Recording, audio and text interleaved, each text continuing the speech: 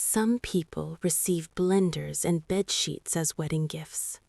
Adaeze received a coffin. It arrived 2 days before her wedding. No sender name, just her full name written in careful, neat handwriting. The kind that looks patient, the kind that does not rush. Inside the box was not a real coffin. It was a small wooden model, smooth, polished, too detailed. She laughed at first, because what else do you do when something feels wrong but you are trying to stay sane? Her fiancé, Tunde, did not laugh. "Throw it away," he said quickly, too quickly. He did not touch it. He stood far from the table, like the thing could bite. Adaeze noticed that. She noticed everything that week. Because the gifts did not stop. The next one came the morning after, a kitchen knife, wrapped in white lace. The blade was clean, new, sharp enough to reflect her face. There was a note this time. "First fight. It will not be the last." Adaeze felt cold. Tunde took the knife from her hand, forced a smile, and said, "People are just jealous. You know how Nigerians behave." But his hand was shaking. That was the first crack. By evening, the compound was busy. Family members coming in and out, laughter, music, the smell of stew and fried rice filling the air. Everything looked normal, but Adaeze could not shake the feeling that something was watching her. That night, she locked her bedroom door. She never used to do that.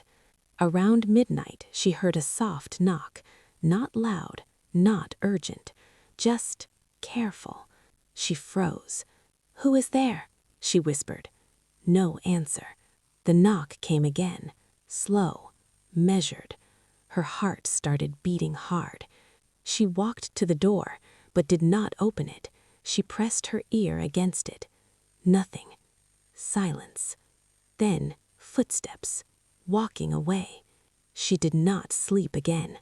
The third gift came on the morning of her wedding. A small mirror, cracked across the middle. Another note. "You will not recognize yourself." Adaeze stared at her reflection through the crack. Her face looked split. She did not show Tunde this time. Something inside her had started to shift.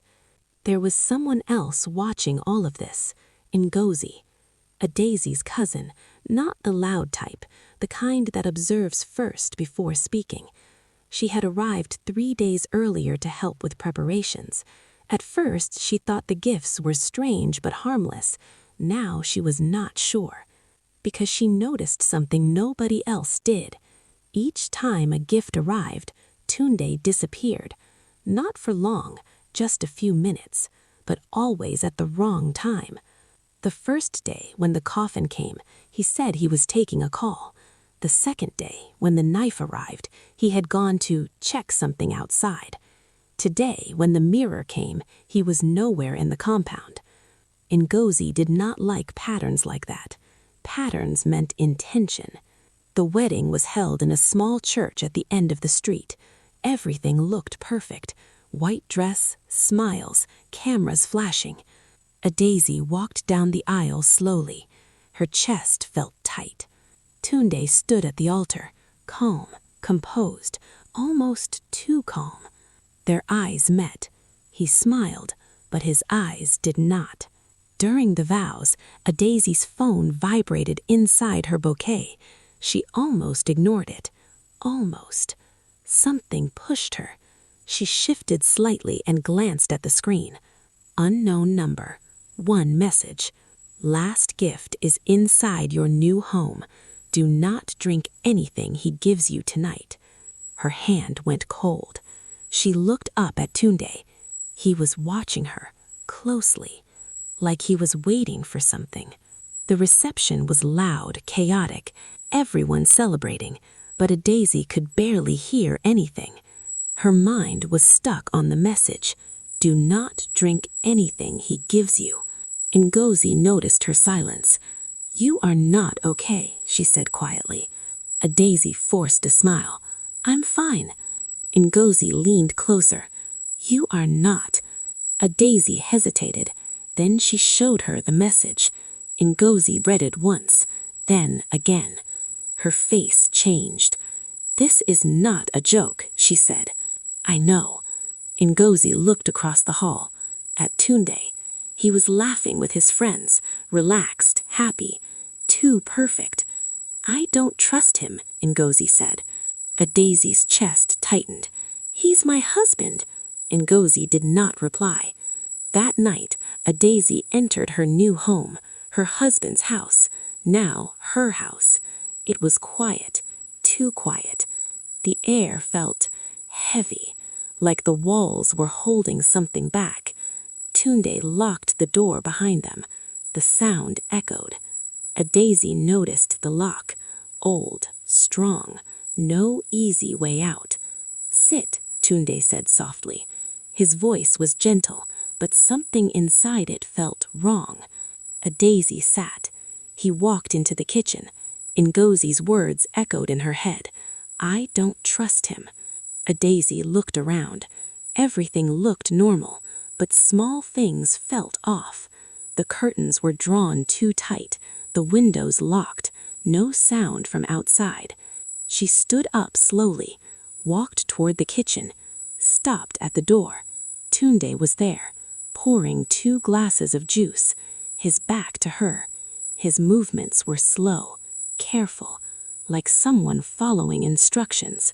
"Adaeze," he called without turning. She did not move. Her heart was beating too fast. "Come," he repeated. She stepped in. He turned and handed her a glass, smiling. "Drink."